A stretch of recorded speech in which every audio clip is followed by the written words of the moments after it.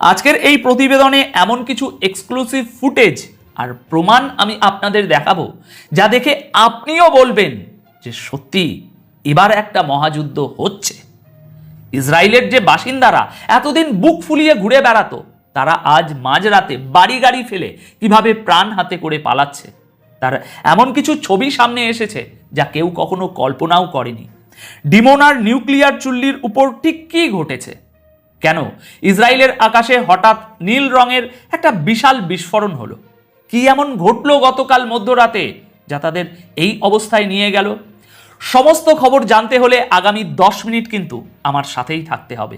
তাহলে চলুন শুরু করা যাক আজকের এই বিশেষ প্রতিবেদন। দর্শক, ইরান ইসরায়েলের উপর আবারও এক বিশাল হামলা চালিয়েছে, আর আজ আমি আপনাদের সেই হামলার বেশ কিছু চমকে দেওয়ার ছবি দেখাতে চলেছি। তবে এবার যে হামলাটা হয়েছে সেটা একেবারেই অন্যরকম।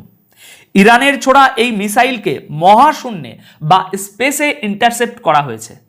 হ্যাঁ দর্শক, স্পেস ওয়ার কিন্তু ইতিমধ্যেই শুরু হয়ে গেছে। ডিমোনা শহরের আকাশের অনেক ওপরে, একেবারে মহাকাশের সীমানায় ইসরায়েলের অ্যারো 3 এয়ার ডিফেন্স সিস্টেম এবং ইরানের ব্যালিস্টিক মিসাইলের মধ্যে যে ভয়ঙ্কর সংঘর্ষ হয়েছে তা এই যুদ্ধের পুরো চিত্রটাই বদলে দিয়েছে। গতকাল 22শে মার্চ 2026-এর মধ্যরাতে সামনে আসা এই ভিডিওগুলোতে পরিষ্কার দেখা যাচ্ছে কিভাবে ইসরায়েলি ডিফেন্স সিস্টেম ইরানের মিসাইলকে মাটিতে পৌঁছানোর আগেই এক্সো অ্যাটমসফিয়ারিক অর্থাৎ পৃথিবীর বায়ুমণ্ডলের বাইরেই ধ্বংস করে দিয়েছে। সোশ্যাল মিডিয়ায় ভাইরাল হওয়া এই ভিডিওটা দেখলে মনে হবে যেন আকাশে কোনো বিশাল একটা জেলিফিশ ফেটে গেছে। দেখুন, আমার রিসার্চ অনুযায়ী মিসাইল আটকানো বা ইন্টারসেপ্ট করার ক্ষেত্রে এটাই হলো এখনো পর্যন্ত ইতিহাসের সবচাইতে উঁচুতে ঘটা এবং সবচাইতে অ্যাডভান্স ডিফেন্স অপারেশন। গতকাল থেকে ডিমোনা এবং নেগেভ মরুভূমি এলাকায় ইরানের তরফ থেকে এটি ছিল 8 নম্বর বড় হামলা, আর এই ইন্টারসেপশনটাও ডিমোনার আকাশে হয়েছে। এই সংঘর্ষের পর কারোর আহত হওয়ার কোনো খবর পাওয়া যায়নি, যদিও বিস্ফোরণটা অনেক উঁচুতে হয়েছে। তবুও ডিমোনা এবং তার আশপাশের শহরগুলোতে এখনও ভয়ঙ্কর সাইরেন বেজেই চলেছে। দর্শক, এটাই হলো মহাশূন্যে যুদ্ধের প্রথম শুরু।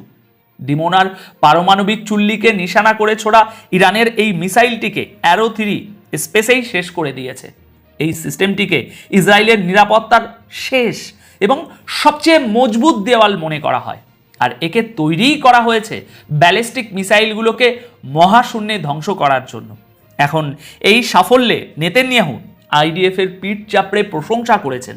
তবে ইরানের তরফ থেকে ক্রমাগত এই মিসাইল বৃষ্টির কারণে ইসরায়েলের সমস্ত এয়ার ডিফেন্স সিস্টেম এখন চরম পরীক্ষার মুখে পড়েছে।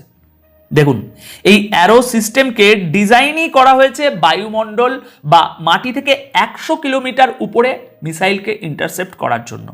বায়ুমণ্ডলে ঢোকার আগেই এত বড় একটা বিস্ফোরণ হলো।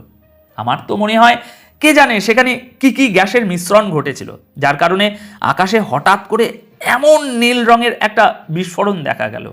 এটা সম্পূর্ণ এক অন্যরকম যুদ্ধ যা স্পেসে শুরু হয়ে গেছে। স্পেসেই শিকার, আর স্পেসে শিকারেরও শিকার। চলুন এবার পরবর্তী খবরের দিকে এগোই। আপনারা কি ইসরায়েলি সেটলারদের আগে কখনো এত বেশি আতঙ্কিত হতে দেখেছেন? অনেকবারই আমরা তাদের পালাতে দেখেছি, কিন্তু এবার যা দেখলাম, তাদের হাতে বাচ্চাদের গাড়ি ছিল, সেগুলো নিয়েই পুরো পরিবার সমেত তারা ছুটছে। আসলে এটি হলো আরাত শহর, যা ডিমোনার খুব কাছেই অবস্থিত। আপনারা জানেন যে ডিমোনাতে নিউক্লিয়ার ফেসিলিটি রয়েছে, আর ডিমোনার ঠিক পাশেই এই আরাত শহর। এটি একটি ছোট্ট শহর, আর সেখানেই সবচেয়ে বেশি ধ্বংসলীলা চলেছে। গতকাল সারাদিন আপনারা যে ছবিগুলো দেখেছেন তার বেশিরভাগই ছিল এই আরাত শহরের, আর সেখানে সাইরেন বাজার সাথে সাথে মিসাইলের আসার খবর পেতেই এই মানুষগুলো এইভাবে সব সেফ হাউসের দিকে দৌড়তে শুরু করে। এমনকি তারা গাড়ি রাস্তায় ফেলেই পালাতে শুরু করে, কারণ তারা বুঝতে পেরে গেছে যে ইরান এখন সুপার হেভি মিসাইল ব্যবহার করছে। এই ইসরায়েলিদের মনে যে ভয় আর আতঙ্ক আপনারা দেখতে পাচ্ছেন।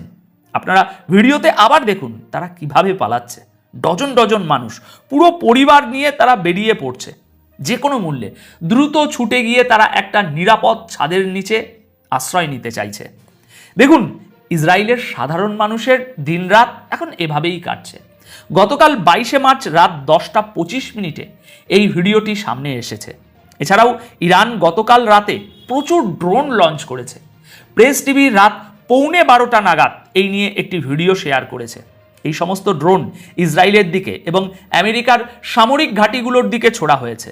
এখনো পর্যন্ত ইরান অপারেশন ট্রু প্রমিস 4 এর বিভিন্ন ওয়েবে মিসাইল ছোড়ার ভিডিও দেখিয়েছে, কিন্তু এই প্রথমবার তারা ড্রোন লঞ্চ করার কোনো ভিডিও প্রকাশ্যে শেয়ার করলো।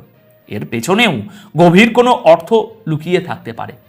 এছাড়াও আরও একটি খবর হলো, ইরান আজ সকালে কিছু স্যাটেলাইট ছবি প্রকাশ করেছে। তারা দাবি করেছে যে এগুলো হলো আমেরিকান সামরিক ঘাঁটিগুলোর উপর তাদের হামলার প্রভাব। তারা দেখিয়েছে, এবং আপনারাও দেখুন, এটা সংযুক্ত আরব আমিরাত ইউএইর ছবি, যেখানে আমেরিকার সামরিক সম্পদ রাখা ছিল এবং ইরান সেখানেই নিশানা বানিয়েছে।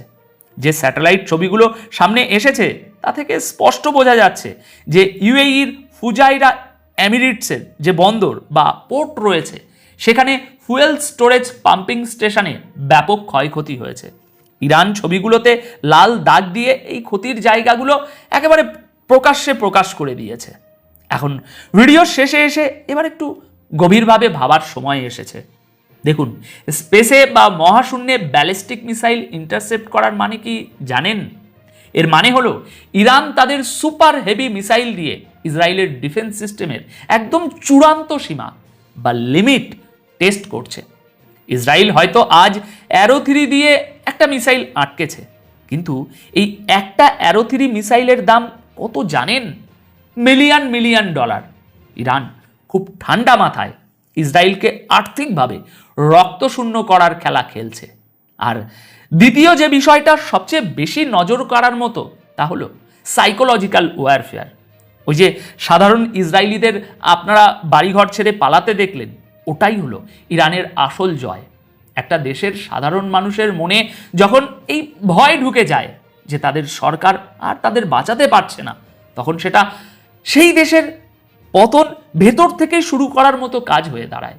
মধ্যপ্রাচ্যের ম্যাপটা আর আগের মতো নেই দর্শক। ক্ষমতার ভারকেন্দ্র খুব দ্রুত পাল্টে যাচ্ছে। আন্তর্জাতিক রাজনীতির এই দাবা খেলায় আগামী চাল কি হবে সেটা সাধারণ মিডিয়া আপনাদের কখনোই বোঝাবে না।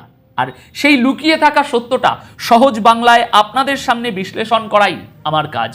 এখন এই প্রতিবেদনের বিষয়ে আপনাদের কি মতামত কমেন্ট বক্সে তা অবশ্যই জানাবেন। আপাতত এই প্রতিবেদন তাহলে এখানেই শেষ করছি। ভালো থাকবেন, সুস্থ থাকবেন। ধন্যবাদ আপনাদের সকলকে।